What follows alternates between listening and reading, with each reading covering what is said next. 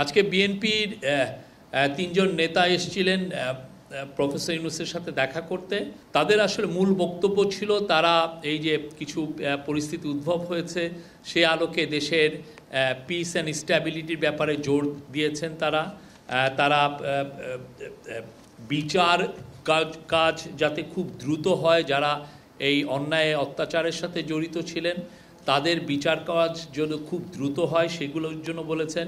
এবং বিএনপির অসংখ্য কর্মী, বিএনপি কেন অপোজিশনের অনেক অসংখ্য কর্মী আপনি জানেন তাদের বিরুদ্ধে প্রচুর মামলা ছিল। তারা বলেছেন প্রায় 1,25,000 মামলা, এবং সেই মামলার টার বিষয়ে তারা জানতে চেয়েছেন যে এটা খুব দ্রুত যাতে মামলাগুলো, যেহেতু এটা হয়রানিমূলক ছিল এবং এটা অনেক ক্ষেত্রে গায়েবী মামলা হয়েছিল, সেগুলো উদ্যোগ করার কথা বলেছেন।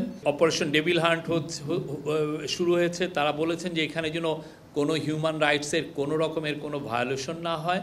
এবং চিফ অ্যাডভাইজারের তরফ থেকে বারবার বলা হয়েছে কোনোভাবেই হিউম্যান রাইটস ভায়োলেশন হতে দেওয়া হবে না। যারা অন্যায় অত্যাচারের সাথে জড়িত, যাদের এগেনস্টে সুস্পষ্ট অভিযোগ আছে ক্রাইমের, তাদেরকেই এই অপারেশন ডেভিল হান্টের আওতায় আনা হচ্ছে, তাদেরকে আইনের আওতায় আনা হচ্ছে। এই ব্যাপারে আমরা